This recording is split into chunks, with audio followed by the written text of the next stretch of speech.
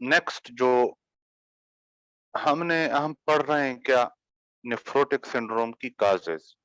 तो हमने minimal change disease पढ़ा, ठीक है। एक मिनट, मिनिमल चेंज डिजीज जो है वो हमने पढ़ा।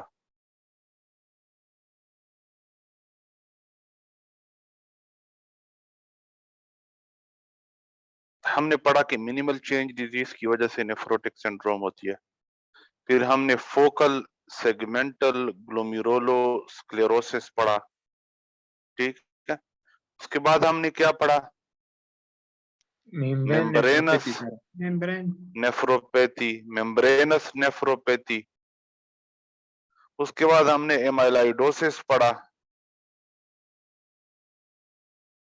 और आज हम डायबिटिक ग्लोमेरुलो नेफ्रोपैथी पढ़ेंगे, ठीक है।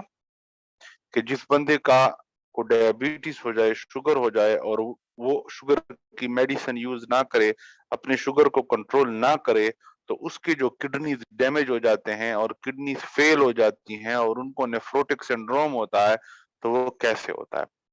तो उस बातों के साथ सबसे पहले कल मैंने आप लोगों को ये बताया था कि अगर कोई आपसे पूछे कि एंड स्टेज रीनल डिजीज किसे कहते हैं, एंड स्टेज रीनल डिजीज मतलब किडनी खत्म हो चुकी है, इतनी डैमेज हो चुकी है कि एंड स्टेज पे है।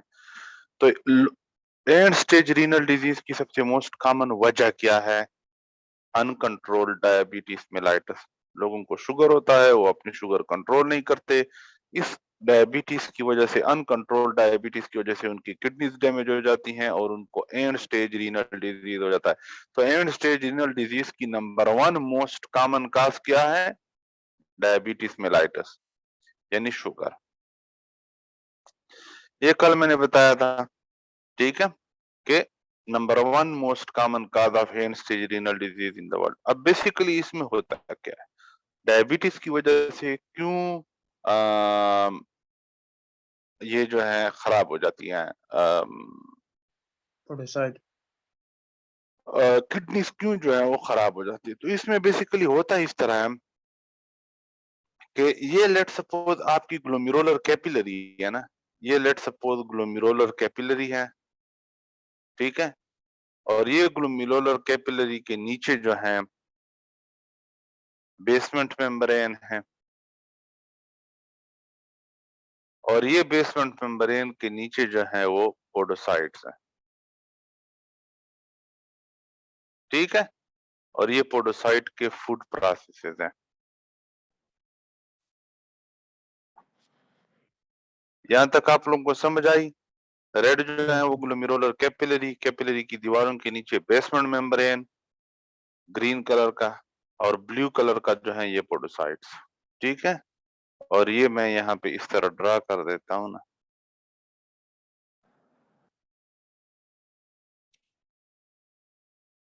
ये आपके पास बोमेन स्पेस, और फिर बोमेन स्पेस से यहाँ पे प्रॉक्सिमल कन्वोलेटेड ट्यूब्यूल। समझ आई यहाँ तक? Yes sir. Yes sir. अब देखो ये प्रॉक्सिमल कन्वोलेटेड ट्यूब्यूल है, पीसीटी। अब देखो जिन लोगों को डायबिटीज हो यानी शुगर हो, तो उन लोगों के ब्लड के अंदर ग्लूकोज का लेवल क्या होता है, ज्यादा। ज्यादा। जी जी जी जी जी, ग्लूकोज है। अब ये ग्लूकोज क्या करते हैं, जब ब्लड के अंदर ग्लूकोज का लेवल बहुत ज्यादा हो, तो ये जो इजाफी ग्लूकोज होती हैं, ये जो बेसमेंट मेम्ब्रेन है, बेसमेंट मेम्ब्रेन के साथ ग्लूकोज अटैच होना शुरू हो जाती है खुद ब खुद। ये ग्लूकोज इधर आके डिफ्यूज होके इस बेसमेंट मेम्ब्रेन के साथ क्या हो जाती है, अटैच। इसको कहते हैं non enzymatic glycosylation of basement membrane. Glycosylation किसे कहते हैं, ग्लूकोज का ऐड हो जाना। नॉन एंजाइमेटिक ग्लाइकोसाइलेशन, एंजाइम की गैर मौजूदगी में ग्लूकोज का ऐड हो जाना। एक तो ये है ना कि मैं ताहिर को ग्लूकोज दूं और दरमियान में एंजाइम मौजूद हो, और वो एंजाइम ग्लूकोज के साथ एस्टायर को ग्लूकोज के साथ अटैच कर दे, तो ये तो एंजाइमेटिक ग्लाइकोसाइलेशन हो गई क्योंकि एंजाइम की मौजूदगी में हुई। लेकिन ये यहाँ पे जो ग्लाइकोसाइलेशन हुई, क्या यहाँ पे कोई एंजाइम यूज हुआ? नहीं हुआ। No sir. तो इसलिए हम इसको कहते हैं नॉन एंजाइमेटिक ग्लाइकोसाइलेशन। तो जब किसी बंदे को डायबिटीज होता है, उसके ब्लड के अंदर ग्लूकोज बहुत ज्यादा होती है, तो ये ज्यादा ग्लूकोज जो है ये बेसमेंट मेम्ब्रेन के साथ अटैच हो जाती है। दूसरे लफ्जों में हम कह सकते हैं कि बेसमेंट मेम्ब्रेन की क्या हो जाती है? नॉन एंजाइमेटिक ग्लाइकोसाइलेशन, यानी एडिशन ऑफ ग्लूकोज। तो जब बेसमेंट मेम्ब्रेन के साथ ग्लूकोज अटैच होता है, ग्लूकोज की जो है अटैचमेंट हो जाती है, तो नतीजे में बेसमेंट मेम्ब्रेन क्या हो जाता है? लीकी। ये जो बेसमेंट मेम्ब्रेन है ना, मैं यहाँ पे ना इसको अब ब्लैक कलर में कर देता हूँ आप लोगों को समझाने के लिए, ठीक है, बल्कि येलो में कर देता हूँ। यहाँ पे बेसमेंट मेम्ब्रेन हो जाता है लीकी। लीकी यानी यहाँ से मवाद क्या होता है? लीक आउट होता है। लीकी, यहाँ से मवाद लीक आउट होता है क्योंकि यहाँ पे ग्लूकोज अटैच है और इसने बेसमेंट मेम्ब्रेन को डैमेज कर दिया। और ये जो बेसमेंट मेम्ब्रेन डैमेज हो गया है, तो पोडोसाइट्स के जो फूड प्रोसेसेस होते हैं और ये जो पोडोसाइट्स होते हैं ये भी डैमेज होना शुरू हो जाते हैं। तो अब देखो नतीजे में क्या होगा, जब बेसमेंट मेम्ब्रेन भी लीकी हो गया, मवाद अंदर से बाहर। अब देखो इस ब्लड के अंदर लेट सपोज ग्लूकोज भी है और इस ब्लड के अंदर लेट सपोज प्रोटीन्स भी हैं, प्रोटीन्स भी हैं। अब ये प्रोटीन जो नॉर्मली ब्लड के अंदर मौजूद होता है, वो इन लीकी जगहों से, जहां से बेसमेंट मेम्ब्रेन लीक हुआ है, निकल के बाहर निकलेंगी और यूरिन में प्रोटीन लॉस होगा, यानी प्रोटीन यूरिया होगा, यानी नेफ्रोटिक सिंड्रोम होगी। तो समझ आ गई कि डायबिटीज की वजह से नेफ्रोटिक सिंड्रोम क्यों होती है? Yes sir. समझ आई है या नहीं आई? Yes sir. अब हम इन लोगों को क्या करते हैं, हमारे पास एक ड्रग है, अगर वो हम इन लोगों को दें तो इन लोगों की जो किडनी डैमेज है ये मजीद डैमेज नहीं होगी, या मजीद डैमेज होने की जो स्पीड होगी ये कम हो जाएगी। यानी अगर इस बंदे की किडनी 20 सालों में फेल होनी थी, तो अगर हम वो ड्रग दे दें तो किडनी 20 सालों में फेल नहीं होगी, 40 सालों में फेल होगी। यानी किडनी के फेल होने का प्रोसेस स्लो हो जाएगा। और वो ड्रग्स कौन सी हैं? वो है हमारे पास angiotensin converting enzyme inhibitors, angiotensin converting enzyme inhibitors या एंजियोटेंसिन रिसेप्टर ब्लॉकर्स, यानी आर। अब ये ड्रग्स क्या करती हैं, इसको समझने के लिए ये देखो कि लेट सपोज ये एफेरेंट आर्टरी है और ये कौन सी आर्टरी है? इफेरेंट आर्टरी है। ये एफेरेंट है यानी ब्लड यहां से इधर जाता है, कैपिलरी से गुजर के इफेरेंट आर्टरीज के जरिए से निकल जाता है। तो ये एफेरेंट आर्टरी है और ये कौन सी आर्टरी है? इफेरेंट आर्टरी है। इस कंसेप्ट को आप लोग अच्छी तरह समझो, ठीक है? अच्छा जी, ये एफेरेंट आर्टरी है। तो अगर हम एक काम कर दें, अगर हम एफेरेंट आर्टरी को कंस्ट्रिक्ट कर दें, यानी एफेरेंट आर्टरी कंस्ट्रिक्टेड हो जाए, इतनी हो जाए, इतनी तंग हो जाए, और जो इफेरेंट आर्टरी है वो डायलेट हो जाए, यानी इतनी हो जाए, तो क्या मैं ये कह सकता हूं कि यहाँ पे इस ग्लोमेरुलर कैपिलरी के अंदर प्रेशर कम हो जाएगा? Yes sir. Yes sir. क्योंकि अब कैपिलरी के अंदर जो जाने वाला रास्ता है ये क्या हो गया है? तंग, यानी कंस्ट्रिक्टेड हो गया है। तो जब ये कंस्ट्रिक्टेड हो गया है तो इसमें थोड़ा ब्लड जाएगा, थोड़ा ब्लड जाएगा ना? Yes sir. तो कैपिलरीज के पास थोड़ा ब्लड आएगा क्योंकि जिस रास्ते से ब्लड आ रहा है, यानी एफेरेंट आर्टेरियोल, वो क्या हो गया है? कंस्ट्रिक्टेड हो गया है, सी से कंस्ट्रिक्टेड, तंग हो गया है। तो इधर से थोड़ा ब्लड आ रहा है, तो इसलिए कैपिलरीज में थोड़ा ब्लड आ रहा है। और जो इफेरेंट आर्टेरियोल हैं ये क्या हो जाएंगे? डायलेट।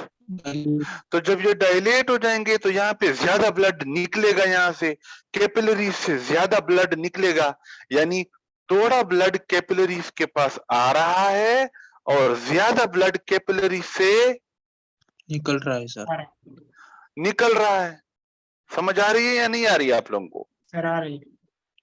तो क्या मैं कह सकता हूं कि कैपिलरी के अंदर ब्लड का प्रेशर लो हो जाएगा?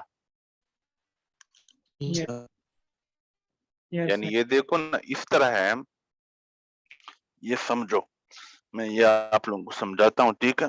पेज पे आप लोगों को सही समझ आएगा।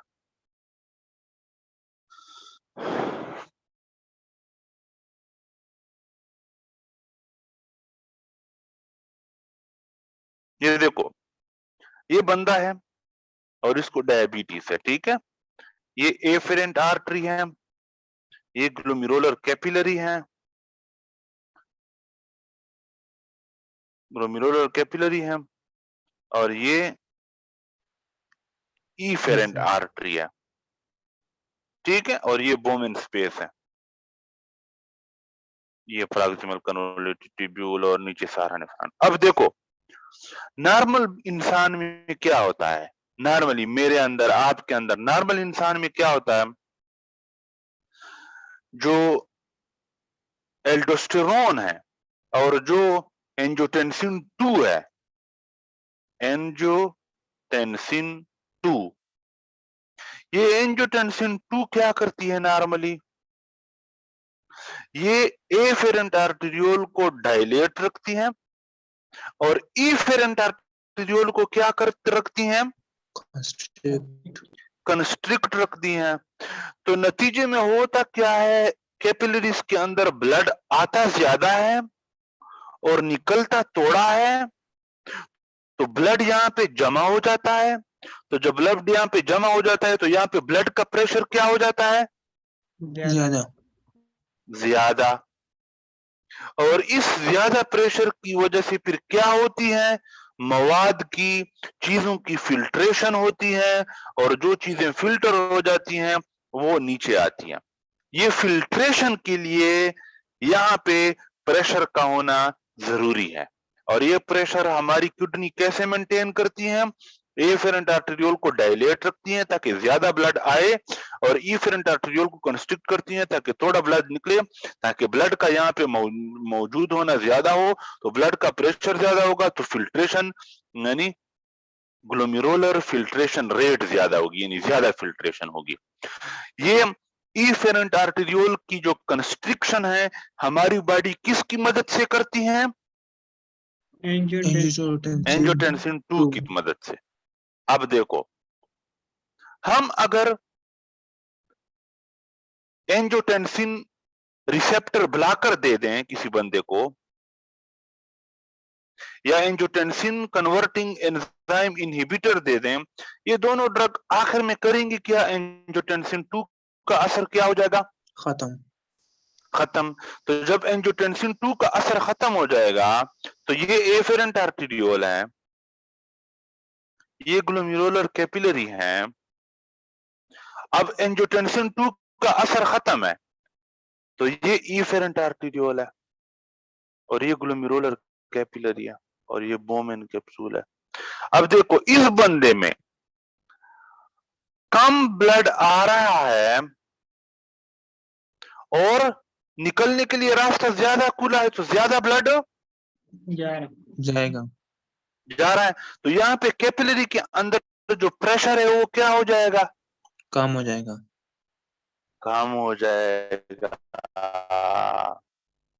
तो जब यहाँ पे कैपिलरी के अंदर प्रेशर कम होगा, गौर से आप लोगों ने सुनना है, ये डायबिटिक बंदा है, इसके ब्लड के अंदर बहुत ज्यादा ग्लूकोज है, लेकिन जब ग्लोमेरुलर कैपिलरी के अंदर प्रेशर कम होगा तो ग्लूकोज बेसमेंट मेम्ब्रेन के साथ अटैच नहीं हो सकेंगे, क्योंकि इस ग्लूकोज को बेसमेंट मेम्ब्रेन के साथ अटैच होने के लिए एक प्रेशर का होना जरूरी है।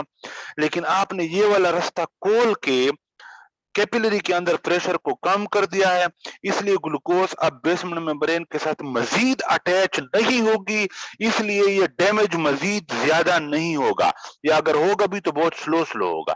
पहले अगर एक दिन में 10 ग्लूकोज अटैच होते थे तो अब दिन में सिर्फ पूरे दिन में 1 ग्लूकोज अटैच होगा। क्यों? क्योंकि अब यहाँ पे कैपिलरीज के अंदर, ग्लोमेरुलर कैपिलरी के अंदर आपने प्रेशर कम कर दिया। कैसे कम कर दिया है? एंजियोटेंसिन 2 का असर खत्म करके, क्योंकि ये यहाँ पे जो कंस्ट्रिक्शन थी ये एंजियोटेंसिन 2 की तरफ से थी। ये कौन से ड्रग्स की मदद से किया आपने? एंजियोटेंसिन रिसेप्टर ब्लॉकर या एंजियोटेंसिन कन्वर्टिंग एंजाइम इनहिबिटर। इसने इफेरेंट आर्टेरियोल को डायलेट कर दिया, नतीजे में थोड़ा ब्लड आ रहा है और ज्यादा निकल रहा है, तो यहाँ पे ब्लड रुक नहीं रहा, थोड़ा ब्लड रुक रहा है तो प्रेशर थोड़ा है, तो इसलिए मजीद ग्लूकोज बेसमेंट मेम्ब्रेन के साथ अटैच नहीं होगी। अगरचे इसके साथ ग्लोमेरुलर फिल्ट्रेशन रेट भी क्या हो जाएगा? कम हो जाएगा। कम हो जाएगा, क्योंकि जितना ज्यादा यहाँ पे प्रेशर हो उतनी ज्यादा फिल्ट्रेशन होती है। यहाँ पे प्रेशर ज्यादा है तो ग्लोमेरुलर फिल्ट्रेशन रेट ज्यादा है, यहाँ पे आपने प्रेशर कम कर दिया तो फिल्ट्रेशन भी कम हो गई, ग्लोमेरुलर फिल्ट्रेशन रेट भी कम हो गया, वो खैर है। लेकिन ये जो बेसमेंट मेम्ब्रेन मजीद डैमेज हो रही थी, इनके साथ जो ग्लूकोज अटैच हो रहा था, नॉन एंजाइमेटिक ग्लाइकोसाइलेशन हो रही थी, वो अब स्लो हो जाएगी, क्योंकि अब यहाँ पे कैपिलरी के अंदर प्रेशर थोड़ा है। समझ आई है? Yes sir. अब देखो ये कंसेप्ट है, इस कंसेप्ट के साथ जो है आप लोग ये पॉइंट सुनो।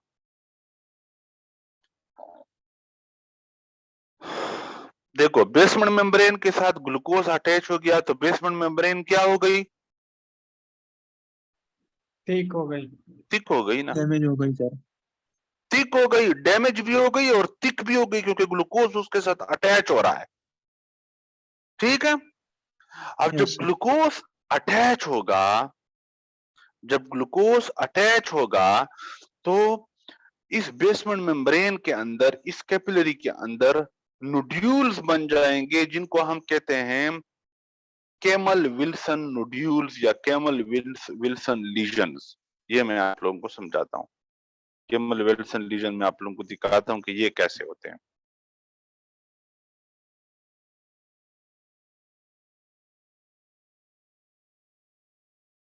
ये देखो,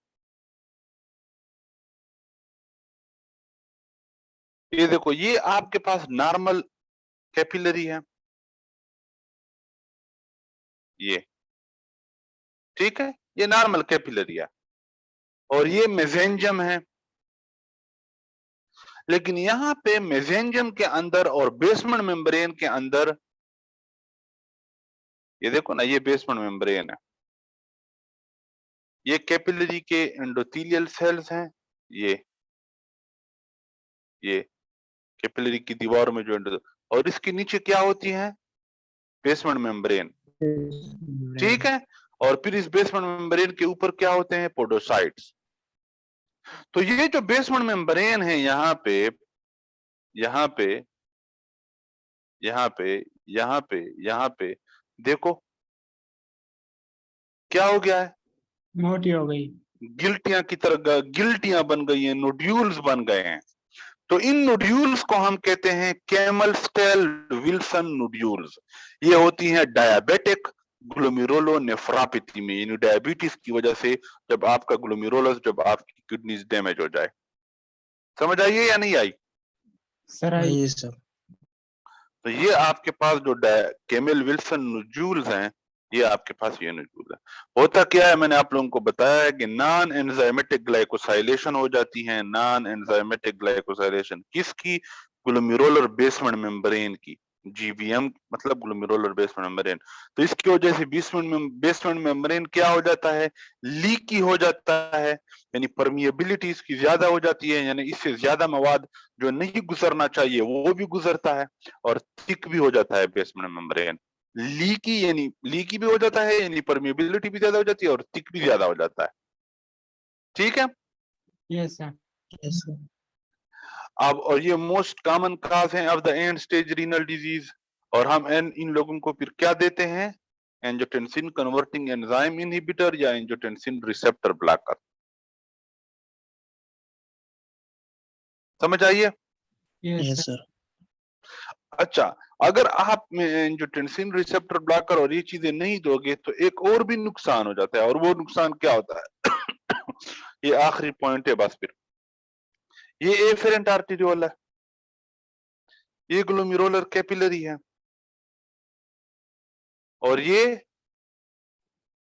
efferent, ये इफेरेंट आर्टेरियोल। तो नॉर्मल इंसान में इफेरेंट आर्टेरियोल जो है वो एफेरेंट आर्टेरियोल के मुकाबले में थोड़ा सा constrict होती है। कंस्ट्रिक्टेड होता है। तो ये एफेरेंट आर्टेरियोल है ना, और ये इफेरेंट आर्टेरियोल है। अब देखो, जब भी किसी बंदे को डायबिटीज होता है तो उन लोगों के ब्लड के अंदर ग्लूकोज का लेवल क्या होता है? ज्यादा। तो यहाँ पे तो ब्लड वेसल इतना खुला है, देखो इतना खुला है, तो यहाँ पे ग्लूकोज लेट सपोज अगर ज्यादा मौजूद है फिर भी कोई इतना खास मसला नहीं हो रहा, क्योंकि रास्ता खुला है।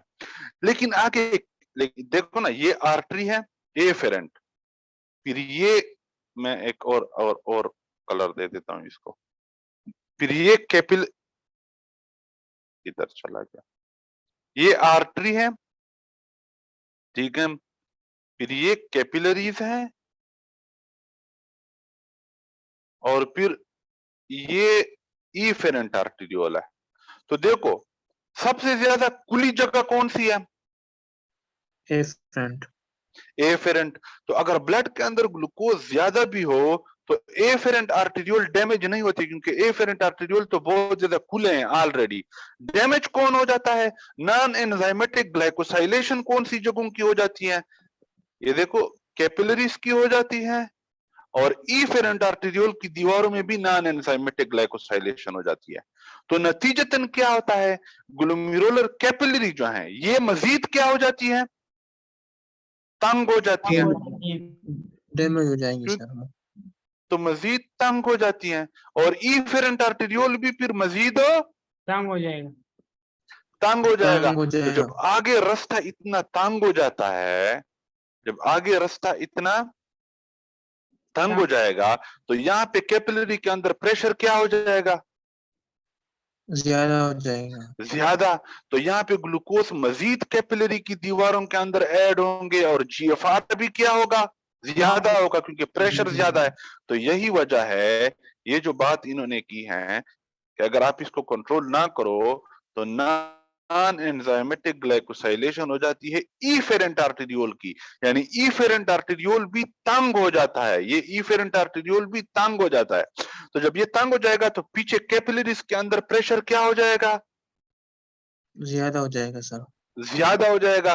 तो जब ज्यादा प्रेशर होगा तो वहां पे फिल्ट्रेशन भी, चाण भी ज्यादा होगी, यानी जीएफआर भी ज्यादा होगा। तो जब चाण ज्यादा होगी, जीएफआर ज्यादा होगा, तो इर्द गिर्द जो मेसेंजियम है वो एक्सपेंड हो जाएगा, और उसके अंदर केमिल्सन विंसन नोड्यूल बन जाएंगे। ट्रीटमेंट इसकी क्या है? हम इसको स्लो कैसे कर सकते हैं? एस इनहिबिटर्स और एंजियोटेंसिन रिसेप्टर ब्लॉकर्स, ये दागे। कल हम, अच्छा अब ये हमारे पास नेफ्रोटिक सिंड्रोम सारा हमने जो है डिस्कस कर दिया। हमने नेफ्रोटिक सिंड्रोम में क्या पढ़ा, एक दफा क्विक रिव्यू में दे देता हूं, फिर हम मजीद इंशाल्लाह इसको। ये हमारे पास नेफ्रोटिक सिंड्रोम था, हमने पढ़ा था कि इसमें मैसिव प्रोटीनूरिया होता है, यानी एक दिन में इस बंदे के यूरिन में 3.5 ग्राम से भी ज्यादा प्रोटीन लीक होता है। इसको कहते हैं मैसिव प्रोटीनूरिया, और ये नेफ्रोटिक सिंड्रोम का हाल मार्क है, यानी इससे नेफ्रोटिक सिंड्रोम जाना और पहचाना जाता है। तो ज्यादा प्रोटीन लॉस होने से जिस्म के अंदर और भी बहुत सारे मसले होंगे, जैसे ब्लड के अंदर लिपिड का लेवल ज्यादा हो जाएगा। क्यों ज्यादा होगा मैंने समझाया था। ब्लड के अंदर जो नेचुरल एंटीकोआगुलेंट है, जो ब्लड को क्लाट होने नहीं देते, जैसे एंटी थ्रोम्बिन 3 वगैरह, ये भी लीक हो जाएंगे और यूरिन में चले जाएंगे, तो ब्लड में कम हो जाएंगे। तो इसलिए इन लोगों के ब्लड के अंदर क्लाट के बनने का चांस ज्यादा हो जाएगा, थ्रोम्बस के बनने का चांस ज्यादा हो जाएगा, ब्लड के अंदर लिपिड भी ज्यादा हो जाएगी। इन लोगों को इन्फेक्शंस भी होंगे, क्योंकि एंटीबॉडीज जो है वो प्रोटीन की बनी होती है। तो अगर प्रोटीन लीक हो रहा है, यूरिन में बहुत ज्यादा प्रोटीन जा रहा है, तो इसका मतलब एंटीबॉडीज भी यूरिन के अंदर निकल रही है, तो ब्लड के अंदर एंटीबॉडीज कम हो जाएंगी जो आपको इन्फेक्शन से बचाती थी। अब जब वो ब्लड में कम हो गई है तो आप इन्फेक्शन से नहीं बच सकोगे और इन्फेक्शन के चांसेस क्या हो जाएंगे? ज्यादा हो जाएंगे। ज्यादा। अब ये जो नेफ्रोटिक सिंड्रोम हुआ, यानी ये जो प्रोटीन लॉस हो रहा है, इसकी वजूहात क्या क्या है? ये मिनिमल चेन डिजीज की वजह से हो सकता है, ये फोकल सेगमेंटल ग्लोमेरुलोस्क्लेरोसिस की वजह से हो सकता है, मेम्ब्रेनस नेफ्रोपैथी की वजह से हो सकता है, और एमाइलाइडोसिस और डायबिटिक ग्लोमेरुलोनेफ्रोसिस की वजह से भी हो सकता है। होता क्या है इन सारी वजूहात में? आपका जो बोमेन स्पेस है, इसकी दीवारों के अंदर जो विसरल लेयर है, इसके अंदर ये जो रेड रेड कलर के पोडोसाइट्स हैं, और ये जो आपके ग्लोमेरुलस है, ये जो ब्लू कलर है, ये ग्लोमेरुलस हैं। ग्लोमेरुलस का बेसमेंट मेम्ब्रेन है, और ग्लोमेरुलर के बेसमेंट मेम्ब्रेन के अंदर ये ग्लोमेरुलर कैपिलरी है रेड कलर की। तो होता क्या, इस कैपिलरी के अंदर ब्लड यानी प्रोटीन होते हैं, ठीक है। तो ये प्रोटीन लीक आउट कब होंगे? जब या तो आपका ये जो बेसमेंट मेम्ब्रेन है ये लीकी हो जाए, इसमें छोटे छोटे सुराख हो जाएं, या ये जो पोडोसाइट जिसके अंदर नेगेटिव चार्जेस होती हैं, ये पोडोसाइट्स खराब हो जाएं। तो इन दोनों सूरतों में प्रोटीन ब्लड से लीक आउट होके यूरिन में जाएगा। तो ये जितनी भी डिजीजेस हमने पढ़ी वो सारी क्या करती हैं? या तो बेसमेंट मेम्ब्रेन को लीकी कर देती हैं, और या पोडोसाइट्स को क्या कर देती हैं? डैमेज। डैमेज। तो बेसमेंट मेम्ब्रेन लीकी हो जाए या पोडोसाइट डैमेज हो जाए तो प्रोटीन लीक आउट होगा और यूरिन में जाएगा और नेफ्रोटिक सिंड्रोम होगी। कल हम पढ़ेंगे नेफ्रिटिक सिंड्रोम। आज के लिए इतना ही।